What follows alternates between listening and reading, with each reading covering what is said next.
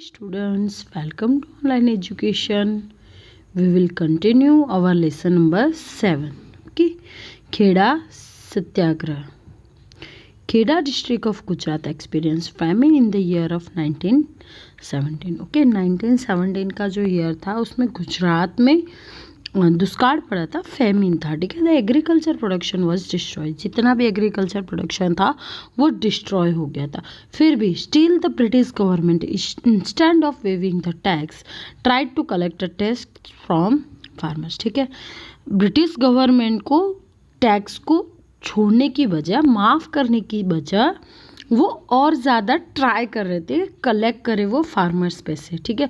Production हुआ नहीं है एग्रीकल्चर का, फिर भी वो फार्मर्स के पास से टैक्स कलेक्ट करना चाहते थे। Under the leadership of Gandhi ji the farmers started satyagraha against the Britishers, ठीक है। गांधी जी के लीडरशिप के अंदर फार्मर्स ने सत्याग्रह स्टार्ट कर दिया ब्रिटिश गवर्नमेंट के खिलाफ। Gandhi ji told the farmers that they would not to pay the tax until the government accepted their demands, ठीक है। जब तक आपकी डिमांड फुलफिल नहीं करती है गवर्नमेंट, फार्मर्स टैक्स पे नहीं करेंगे। ये सजेशन किसने दिया? गांधी जी ने दिया, ठीक है। सरदार वल्लभ भाई Patel quite his practice as a lawyer as a mark of protest and joined Gandhi ji. Gandhi ji ने सरदार वल्लभ भाई पटेल जो थे उन्होंने अपनी लॉयर के प्रैक्टिस को स्टॉप कर दिया। इन दिस स्टॉप मतलब पूरा बंद कर देना नहीं, जो प्रैक्टिस उनकी चल रही थी उसको रोक दिया, ठीक है। और गांधी जी के साथ वो इसमें जुड़ गए। खेड़ा सत्याग्रह जो था, तब से सरदार वल्लभ भाई पटेल गांधी जी से इंस्पायर हुए और उनके साथ ही हर एक मोमेंट में रहे। Gandhi ji wrote a letter to a collector that if the tax of poor farmer was waived, then the richer farmers should pay the regular tax. अगर पुअर फार्मर्स के ऊपर जो टैक्स लगाया गया है वो माफ़ होता है, तभी जो रिचर फार्मर्स है, ठीक है, जो जमींदार वगैरह है, वो अपना रेगुलर टैक्स पे करेंगे। ऐसा गांधी जी ने कलेक्टर को लेटर में भेजा। At the end the collector pass an order for the same in the 1980, ठीक है। 1 ईयर तक ये मूवमेंट चलती रही। फाइनली इसमें सक्सेसफुल है 1918 में, जब कलेक्टर ने इसके अनुसार लो पास किया, ठीक है। The Kheda Satyagraha did not yield much result, but it became important because of the principles of the basis of which it was fought, ठीक है। जिस बेसिस पे ये लड़ा चल रहा था सत्याग्रह, इसकी वजह से खेड़ा सत्याग्रह जो है बहुत ही इम्पोर्टेंट, महत्व का साबित हुआ। The farmers become aware, fearless and courageous. ये सत्याग्रह की वजह से फार्मर्स जो थे वो अवेयर होने लगे, जानने लगे सारी चीज़ों को, डर निकल गया उनका और करेज आया, ठीक है, हिम्मत आई। The most important outcome was the nation and Gandhi ji got a devoted and committed leader like Vallabh भाई पटेल, ठीक है। एक और फ़ायदा हुआ इस सत्याग्रह का कि गांधी जी को और देश को एक न्यू लीडर मिला जो बहुत आगे जाके बहुत ही उम्दा उन्होंने काम किए, वल्लभ भाई पटेल, ठीक है। नाउ रोवेल्ट सत्याग्रह, ठीक है। जो ब्रिटिश गवर्नमेंट थी, ठीक है, उन्होंने जब ब्रिटिश ताज जो आया था उस तभी से कि एवरी 10 ईयर्स में, उससे पहले जो होते थे वो एक्ट्स होते थे और उसके बाद जो आए थे तो वो आया था कि एक्ट बनेंगे, ठीक है, पूरा बाइंडिंग, पर वो एवरी 10 ईयर्स में होगा। पर इस बार कैसा किया था कि 10 ईयर का जो टाइम पीरियड था वो कंप्लीट नहीं होता और उससे पहले ब्रिटिश पार्लियामेंट ने यहाँ पे भेजा था, ठीक है, कमेटी को। तो उसके खिलाफ किस तरह से किया गया, और रिवोल्ट एक्ट जो एक्ट बनाया, जो सत्याग्रह को सरप्रेस करने के लिए बनाया था, ठीक है, कंट्रोल में लाने के लिए बनाया था। और वो एक्ट को गांधी जी ने और दूसरे लीडर्स ने क्या कह के बुलाया वो हम पढ़ेंगे। England was victorious in the world war one में इंग्लैंड की फाइनली 1919 में जीत हो जाती है। At the same time Rowlatt act was implanted by the Britishers to control the public unrest and control the anti colonial activities, ठीक है। जो कॉलोनिज्म बन रहा था, इंडिया जो यूरोप का कॉलोनी बन चुका था, तो ब्रिटिश गवर्नमेंट ने एक एक्ट पास किया, इम्प्लीमेंट करना शुरू किया, जो क्या था, उन लोगों के खिलाफ था जो एक्टिविस्ट थे, ठीक है। The revolt act authorized the government to exercise strict control on the press, arrest without warrant, identify detention in jail without trial, ठीक है, ट्रायल के बिना जेल में डाल देना, ठीक है, शंका है किसी पे, और प्रेस मीडिया के ऊपर कंट्रोल था, ठीक है। ये एक्ट के थ्रू ये ऑथोराइज किया गया था गवर्नमेंट को कि आप स्ट्रिक्ट कंट्रोल ले सकते हो प्रेस पे, और इवन किसी भी पर्सन को आप जेल में भी डाल सकते हो विदाउट वारंट, ठीक है। The accused were denied the right to know the access and the evidence used in the trial against them, ठीक है। जो अक्यूज्ड है, ठीक है, जो भुगत रहा है, उसको दलील करने तक की आज़ादी नहीं थी, ठीक है, और ट्रायल में ये उसके खिलाफ जाता था। This act was the complete violation of the fundamental rights and freedom of expression and speech, ठीक है। ये जो एक्ट था ना, वो पूरी तरह से फंडामेंटल राइट्स और फ्रीडम ऑफ एक्सप्रेशन और स्पीच को तोड़ मरोड़ रहा था, ठीक है, उन पे सरप्रेस किया जा रहा था। Gandhi ji protest against this act, Gandhi ji ने इसके खिलाफ प्रोटेस्ट किया और इसको ब्लैक एक्ट करके बुलाया, कायदो। The revolt Satyagraha was the first struggle of the entire nation against the Britishers, ठीक है। ब्रिटिशर्स के खिलाफ पूरी इंडिया में एक साथ कोई स्ट्रगल हुआ हो, एक साथ, तो वो था Rowlatt Satyagraha. But it was limited to the big cities only, और इसमें भी एक लूप होल्स थे कि ये सिर्फ जो बिग सिटीज थी वहीं तक ये लिमिटेड रहा। Rallies were organised and strict were called out to protest against this act throughout the country, ठीक है, पूरी कंट्री में इस चीज़ को फैलाने के लिए, स्प्रेड करने के लिए और लोगों को जागरूक करने के लिए इसमें इन्वॉल्व हो, रैलीज ऑर्गेनाइज की गई थी, ठीक है।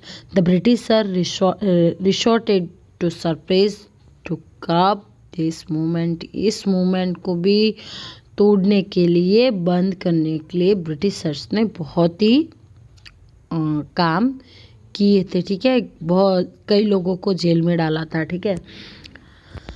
अब बात आती है जलियांवाला बाग मैसकर, ठीक है, बहुत ही इम्पोर्टेंट इवेंट जो इंडिया में हुआ, ठीक है। As a part of the protest against revolt act के अगेंस्ट में जो प्रोटेस्ट हो रहे थे, उसी का एक पार्ट था कि पंजाब में अनाउंस हुआ था कि 13 मार्च से लेकर 6 अप्रैल तक क्या होगा, स्ट्राइक होगी, ठीक है, लोग स्ट्राइक पे जाएंगे। The condition of Amritsar was almost out of control and looking at this marital law was declared इन अमृतसर, ठीक है, मार्टियल लॉ डिक्लेयर हो गया था, ठीक है।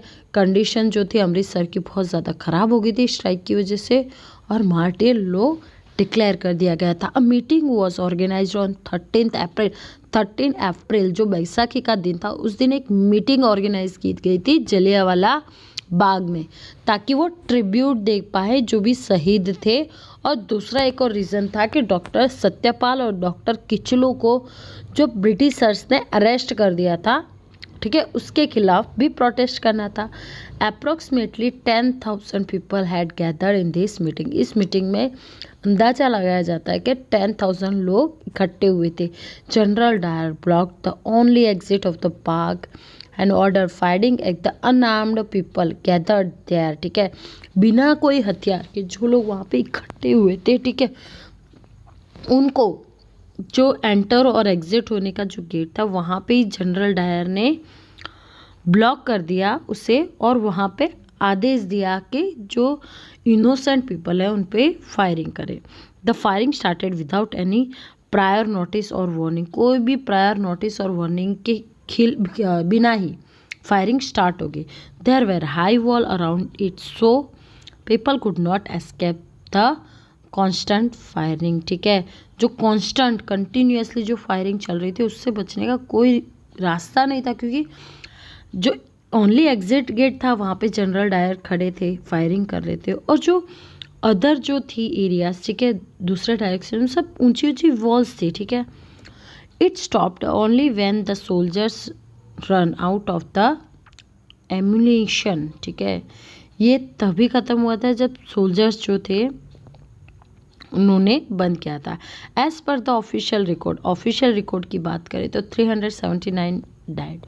ये जो इंसिडेंट हुआ उसमें 379 की मौत हुई थी और 1200 गेट इंजर्ड, ठीक है। बहुत बुरी तरीके से 1200 लोगों इंजर्ड हो गए थे, ठीक है। अब ये जो रिपोर्ट प्रेजेंट की गई वो बहुत रॉन्ग की गई थी और बहुत कम डेटा इसमें लिया गया था। Gandhi ji completely lost his faith in the British sense of justice and fairness. Gandhi ji ने अब ब्रिटिशर्स पे से विश्वास ही उठ गया था, ठीक है। उनकी जो न्याय और फेयरनेस जो था ब्रिटिशर्स, गांधी जी के दिमाग में जो था कि ब्रिटिशर्स जस्टिस देते हैं, फेयरनेस मतलब क्लियरिटी करते हैं, तो अब गांधी जी को फेथ रहा नहीं था उनके विश्वास में। ये जो पिक्चर है दी हुई है जलियांवाला बाग की, ठीक है।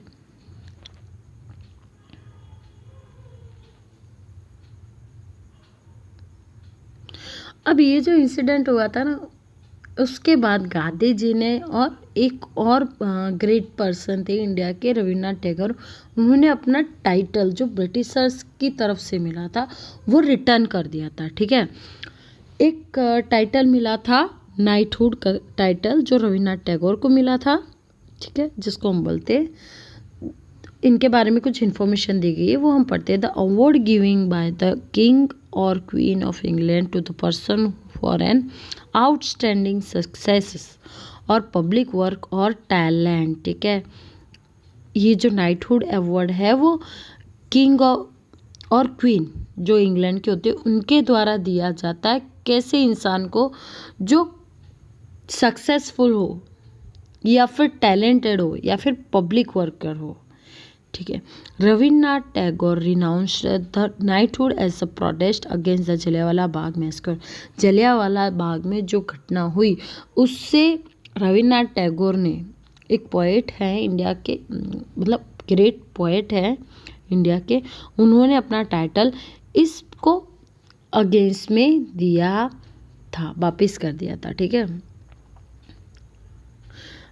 Efforts were made to the unite Hindu Muslim during the revolt satyagrah. Gandhiji wanted that the Hindu Muslim should stand united to attain justice, ठीक है। ये रिवॉल्ट सत्याग्रह में हिंदू मुस्लिम एक साथ खड़े रहते जिसकी काफ़ी असर दिखाई दी थी। गांधी जी चाहते थे कि हिंदू मुस्लिम दोनों जस्टिस के लिए एक साथ ही खड़े रहें, ठीक है। और इसकी वजह से इसके बाद जो मूवमेंट हुआ वो साथ में हुआ था, जिसको बोला जाता है खिलाफत मूवमेंट, ठीक है। जो खलीफा को निकाल दिया था उसके पोस्ट पे से, उसके लिए मुस्लिम्स का ये था, और इसमें इंडियन नेशनल कांग्रेस ने बढ़ चढ़ के पार्टिसिपेशन किया था गांधी जी के सजेशन पे। After attaining victories in the world war one, the allied nation signed a treaty with the Turkey which was defeated, ठीक है। वर्ल्ड वॉर वन कंप्लीट हो गया, उसके बाद अलाइड नेशन जो थे उन्होंने टर्की जो मुस्लिम रीजन है उनके साथ एक ट्रीटी साइन किया था, ठीक है। The terms and condition of this treaty were strict and unjust to Turkey, ठीक है। टर्की के साथ बहुत ही अनजस्टिफिकेशन हो रहा था, जो भी टर्म्स और कंडीशन थी ये ट्रीटी की वो। The sultan of Turkey was the religious head of Islam too, ठीक है। उस टाइम पे जो टर्की के सुल्तान होते थे वो रिलीजियस हेड माने जाते थे इस्लाम रिलीजन के। As per the treaty his Khilafat post of Khalifa was to be terminated, ठीक है। ये जो ट्रीटी साइन की गई इसके अकॉर्डिंग जो भी खलीफात की जो पोस्ट थी उसको टर्मिनेटेड कर दिया गया था, कैंसिल कर दिया गया था। Muslim all over the world included India launch a protest in favour of Khalifa. Khalifa के फेवर में पूरे वर्ल्ड में जहाँ पे मुस्लिम्स हो, ऐसे इंडिया में भी एक प्रोटेस्ट लॉन्च किया गया था जिसको नाम दिया गया था Khilafat movement. This movement in India was known as the Khilafat movement. ठीक है, इस मूवमेंट को इंडिया में क्या नाम दिया गया? खिलाफत मूवमेंट। ठीक है, the main leader of Khilafat movement were the Ali brother Maulana Ali and Maulana Mohammad Ali. Okay, दो जो मेन लीडर थे मौलाना अली एंड मौलाना मोहम्मद अली, इन्होंने खिलाफत मूवमेंट को पूरे इंडिया में स्प्रेड किया था। ये दो मेन लीडर थे। Gandhi ji decided to support the Khilafat movement.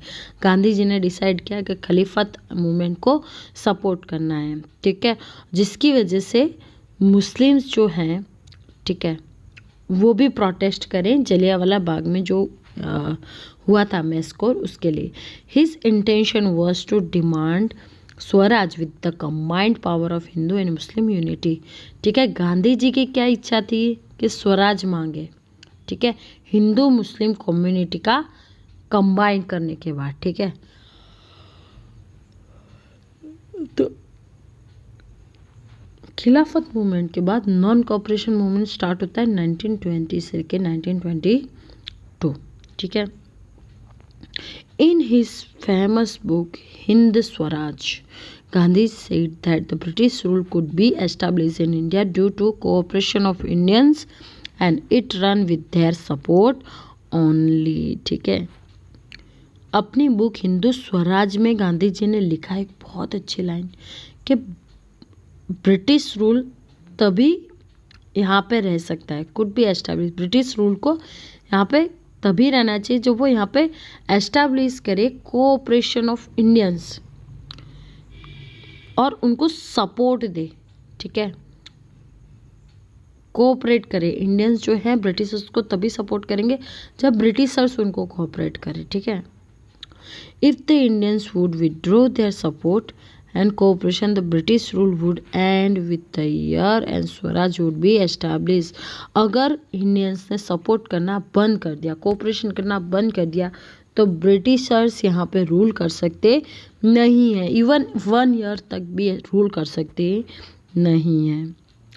और इसीलिए स्वराज पाने के लिए नॉन कोऑपरेशन मीन्स कोऑपरेट नहीं करना है, ये मूवमेंट लॉन्च किया गया है। Gandhi ji started the non cooperation movement on the same line of thoughts. अपनी थॉट्स के हिसाब से गांधी जी ने नॉन कोऑपरेशन मूवमेंट इंडिया में लॉन्च कर दिया।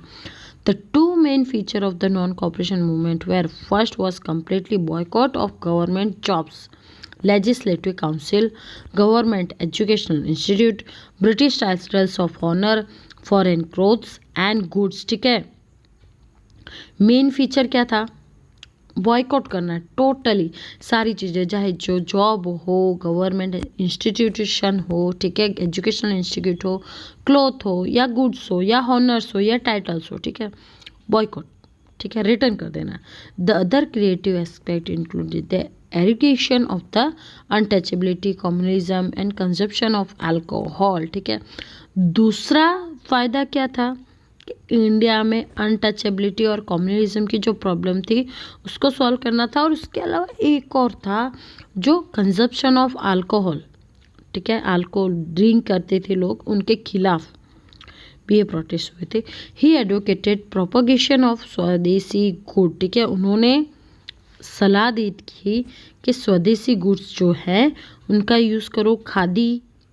ठीक है, and national education along side, और इसके साथ नेशनल एजुकेशन को एक्सेप्ट करो। नेशनल एजुकेशन इंस्टीट्यूट्स है उसमें एडमिशन लो। ठीक है, और इसीलिए गुजरात विद्यापीठ की अहमदाबाद में स्थापना की गई, और ऐसे कई सारे विद्यापीठ की स्थापना ऑल ओवर इंडिया की गई थी। ठीक है, now Gandhi ji started the non cooperation movement by returning the title of Kaiser-i-Hind. ठीक है, गांधी जी ने केसर-ए-हिंद जो टाइटल ब्रिटिशर्स से मिला था वो रिटर्न करके ये नॉन कोऑपरेशन मूवमेंट स्टार्ट किया। The movement pick up the momentum in the 1921 to 22। ठीक है, और इस मूवमेंट ने पूरा बहुत ज़्यादा स्पीड पकड़ी 1921 से लेकर 22 तक। Student left the school and colleges, students ने स्कूल कॉलेजेस छोड़ दिए। कई सारे लीडर्स जैसे कि मोतीलाल नेहरू, श्री राजगोपालाचार्य, अशफाक अली, ठीक है, उन्होंने वकीलात का पद छोड़ दिया। उसके अलावा जो इलेक्टेड मेंबर थे लेजिस्लेटिव काउंसिल के और या फिर लोकल सेल्फ गवर्नमेंट इंस्टीट्यूशन के, उन्होंने रिज़ाइन कर दिया अपनी पोस्ट पे से। फॉरेन कोर्ट्स जो थे उनको जलाया गया। चरखा को रिप्रेजेंट किया गया, ठीक है, यूज़ किया गया एवरी घर में, ठीक है, और स्वदेशी को प्रमोट किया गया। कई सारे नेशनल इंस्टीट्यूशन, एजुकेशनल इंस्टीट्यूशन बनाए गए जैसे कि काशी विद्यापीठ, बिहार विद्यापीठ, जामिया मिलिया इस्लामिक विद्यापीठ, गुजरात विद्यापीठ, ऐसे कई सारे, ठीक है। Mahatma Gandhi was against a violent movement, ठीक है, गांधी जी जो थे वायलेंस के पूरे खिलाफ थे। A crowd of angry farmer of Gorakhpur district Uttar Pradesh attacked Chauri Chaura police station in a year of 1922। 1922 में एक दिल दहलाने वाली घटना होती है। उत्तर प्रदेश के गोरखपुर डिस्ट्रिक्ट में जो चौरा चौरी विलेज आता है, वहाँ के पुलिस स्टेशन में एक गुस्से भरे हुए जो फार्मर्स थे, उनका पूरा क्राउड, उनका पूरा ग्रुप वहाँ पे पहुँचता है। रीज़न क्या था? Police had fired at the crowd killing few and injured many, ठीक है। वो जो शांति से रैली निकाल रहे थे, तब पुलिस क्या करती है? फायरिंग शुरू कर देती है और कई सारे लोग मर जाते हैं और इंजर हो जाते हैं और उसकी वजह से लोग इतने गुस्से हो जाते हैं। The police station was set ablaze and 22 policemen were burnt alive in this incident। इस इंसिडेंट में पुलिस स्टेशन में घुस के पुलिस को अंदर बंद करके उसको आग लगा देते हैं जो एंग्री फार्मर्स है वो। उसकी वजह से क्या होता है? 22 पुलिसमैन की जान चली जाती है, ठीक है, जिससे ये जो है पूरा इंसिडेंट दिया हुआ है, देखो। Due to this act of violence Gandhi ji withdraw the non cooperation movement immediately, ठीक है। जब गांधी जी के कान पे ये बात आती है तभी गांधी जी ये जो नॉन कॉपरेशन मूवमेंट है उसको इमीडिएटली विड्रॉ कर देते हैं। After calling off the non cooperation movement Gandhi ji focused on constructive activities in the remote rural areas, ठीक है, जो बिछड़े हुए एरियाज थे, रूरल एरियाज थे, वहाँ पे गांधी जी ने कंस्ट्रक्टिव एक्टिविटी स्टार्ट कर दी, ठीक है, नॉन कॉपरेशन मूवमेंट का रिफ्यूज़ करने के बाद। The social reforms propagated in the middle of the 20th century helped Gandhi ji to earn more trust and faith of people, ठीक है। जो भी सोशल रिफॉर्म्स किए गांधी जी ने, जैसे अनटचेबिलिटी हो गया, विडोनी मैरिज हो गया, उसको एडवोकेट करना, इसकी वजह से उन्होंने लोगों का ज़्यादा ट्रस्ट और फेथ गेन कर लिया था। ये कब हुआ था? Middle of 20th century. Gandhian ideals started united the people from different walks of life, ठीक है, अलग अलग क्लास के लोगों को, अलग अलग कास्ट के लोगों को यूनाइटेड कर दिया गांधी जी के आइडियाज़ ने। Other two major developments of this period are the establishment of Indian Communist Party and the RSS, okay. इसके अलावा और दो मेजर डेवलपमेंट हुए, वो क्या थे? इस टाइम पे 2 मेजर पार्टीज बनी। एक थी आरएसएस जो आज भी है और सेकंड थी इंडियन कम्युनिस्ट पार्टी, ठीक है। This party envisaged the future of India in the quite different way, ठीक है। इन पार्टियों ने फ्यूचर ऑफ इंडिया को बनाने में महत्व का योगदान दिया था अलग तरीके से। Know about this social political economic view with help of your teacher, ठीक है। Now assume that you were a student of government school in the year of 1920. Make a post applying the youngsters to join the non-cooperation movement.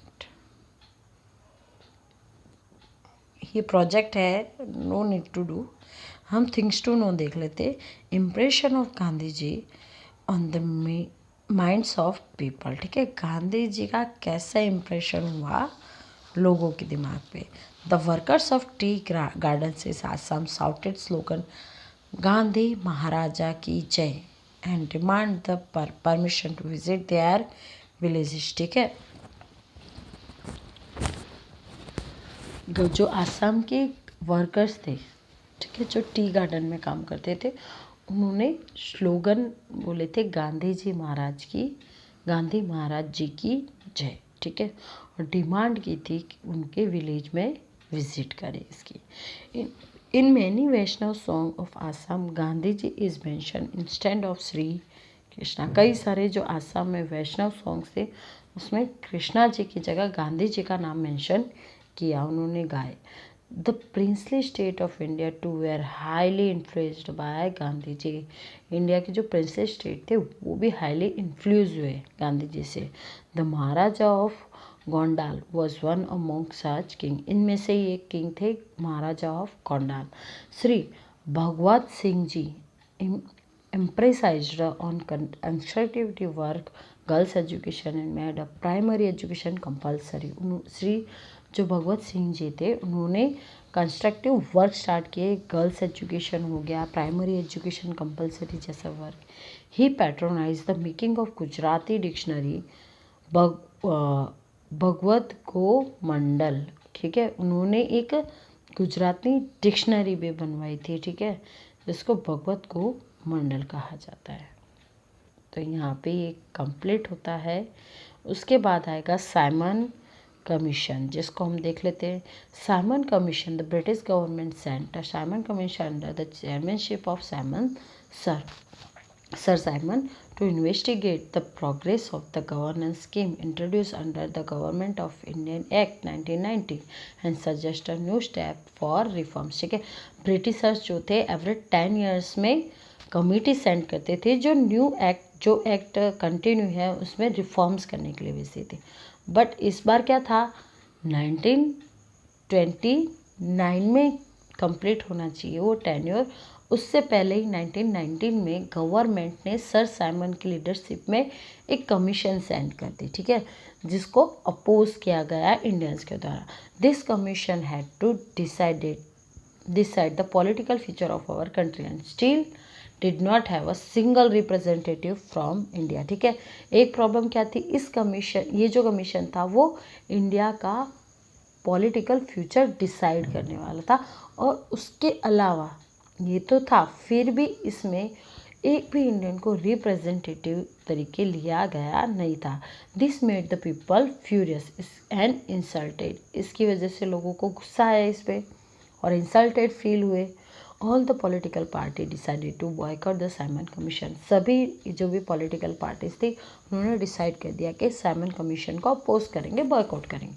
When the member of the commission reached India, जब इसके member Mumbai पहुँचे, India पहुँचे, they were welcomed with the black flag and slogan Simon go back as a mark of protest. ठीक है, protest के चिन्ह पे एक ब्लैक फ्लैग और स्लोगन जो था साइमन गो बैक, इसके द्वारा उनको अपोज किया गया। उसके बाद आता है बारडोली सत्याग्रह, जिसमें सरदार वल्लभ भाई पटेल ने इम्पोर्टेंट रोल प्ले किया था। The British government increase the revenue in the Bardoli region by 22%। ठीक है, 22% जितना रेवेन्यू टैक्स इंक्रीज कर दिया था ब्रिटिश गवर्नमेंट ने। When the farmer requested were not attend by the government, they decided to launch a satyagraha. Farmer की जो request थी वो गवर्नमेंट ने देखी नहीं, इसलिए फार्मर्स को सत्याग्रह करना पड़ा। वल्लभ भाई Patel accepted the leadership of this satyagraha. इस सत्याग्रह की लीडरशिप वल्लभ भाई पटेल ने उठाई। Ravishankar Maharaj and Jagat Ram Dave extend their support to the satyagraha. Ravishankar Maharaj और जगत राम दवे जो थे उन्होंने भी सपोर्ट किया इस सत्याग्रह में। Fiery and encouraging speeches of Vallabh भाई Patel made the farmers fearless and they denied paying revenue. ठीक है, जो भी वहाँ के फार्मर्स थे, वल्लभ भाई पटेल की स्पीच की वजह से वो फियरलेस हो गए और उन्होंने नकार दिया रेवेन्यू पे करने के लिए। As a result the British government call Vallabh भाई पटेल टू पुणे। इसके रिजल्ट के थ्रू, ठीक है, इससे कंटाल के ब्रिटिश गवर्नमेंट ने वल्लभ भाई पटेल को पुणे बुलाया। In the presence of other farmer amount of revenue was settled justly. ठीक है, फार्मर्स के प्रेजेंस में ही रेवेन्यू जो था उसका प्रॉब्लम सेटल किया था। सक्सेस ऑफ बारडोली सत्याग्रह और वल्लभ भाई पटेल द टाइटल सरदार, ठीक है। बारडोली सत्याग्रह के विजय के बाद, ठीक है, वल्लभ भाई पटेल को सरदार का टाइटल दिया गया वहाँ की जो फार्मर्स थे उनकी वाइफ के द्वारा, ठीक है, जो भी वहाँ लेडीज़ थी बारडोली में उनके द्वारा। Sardar Patel played a significant role in the negotiation during the 1945 to 47 for the freedom of India। Freedom of India की जो स्ट्रगल थी 45 से लेकर 47 तक, उसमें सिग्निफिकेंट रोल प्ले किया नेगोशिएशन में, ठीक है। He was among the prominent leader of the freedom struggle from 1980 onward and become the president of Indian National Congress in 1931, ठीक है। 1918 से लेके, ठीक है, जो सत्याग्रह हुआ था पहले, तब से लेके अभी तक 1980 से लेके और डेट तक उन्होंने इंडियन नेशनल कांग्रेस को उन्होंने कंटिन्यू रखा और फ्रीडम के लिए भी स्ट्रगल की, इम्पोर्टेंट रोल प्ले किया। और इंडिपेंडेंस के बाद भी, ठीक है, यूनियन ऑफ इंडिया बनाने में उनका योगदान रहा है, ठीक है। और ये जो टाइम पीरियड था उसमें एक टाइम वो एज अ प्रेसिडेंट भी चुने गए थे इंडियन नेशनल कांग्रेस के, कब, 1931 में, ठीक है। तो यहाँ पे सरदार वल्लभ भाई पटेल वाला भी कंप्लीट हो जाता है। इसके बाद नेहरू रिपोर्ट आपकी है, जो जवाहरलाल नेहरू के फादर मोतीलाल नेहरू ने लॉन्च की थी 1928 में। A conference having the representative of all the parties, political parties of India meet in Delhi in February 1928। फरवरी 1928 में सभी जो पॉलिटिकल पार्टीज थे उनके कॉन्फ्रेंस मीटिंग बुलाई गई। A committee was formed under the chairmanship of Motilal Nehru in order to form a constitution, ठीक है। Constitution बनाने के लिए एक रिजोल्यूशन भेजा गया, एक ऑर्डर लॉन्च किया गया जिसकी चेयरमैनशिप मोतीलाल नेहरू ने ली थी। This committee prepare a draft, ये कमेटी ने कॉन्स्टिट्यूशन के लिए एक ड्राफ्ट प्रिपेयर किया जिसको सभी पार्टी ने एक्सेप्ट किया था। It came to be know as the Nehru Report, जिसको नेहरू रिपोर्ट के द्वारा जाना गया। The Muslim League did not accept it and thus it was rejected by the British government। Muslim league ने इसको एक्सेप्ट किया नहीं था और इसकी वजह से ब्रिटिश गवर्नमेंट ने इसको रिजेक्ट कर दिया था, ठीक है। Now resolution of complete freedom, ठीक है, जब ये रिजेक्ट किया उसके बाद जो नेक्स्ट सेशन था, जो एनुअल मीटिंग थी इंडियन नेशनल कांग्रेस की 1929 में पंजाब के रावी वाले रीजन में, ठीक है, द बैंक ऑफ रावी, जो एनुअल मीटिंग बुलाई गई थी उसमें कंप्लीट फ्रीडम की डिमांड की गई थी। The time limit given to a grant self government to India as per the Nehru Report government over India National Congress convened a session at Lahore in the December 1929 under the presidency of Jawaharlal Nehru. Jawaharlal Nehru के presidency में लाहौर में दिसंबर 1929 में Nehru report का जो time period दिया गया था कि गवर्नमेंट सेल्फ गवर्नमेंट्स की ग्रांट दो, वो फुलफिल ना होने की वजह से ये सेशन में कुछ डिसीजन लिए गए।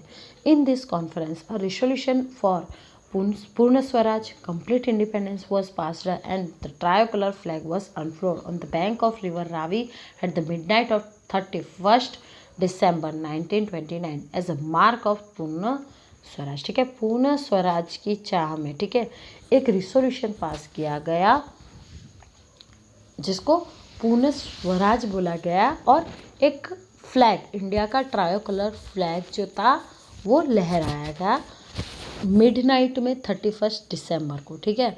और 26 जनवरी 1930 उस दिन सभी ने ओथ ली थी, members took the oath of complete freedom, ठीक है।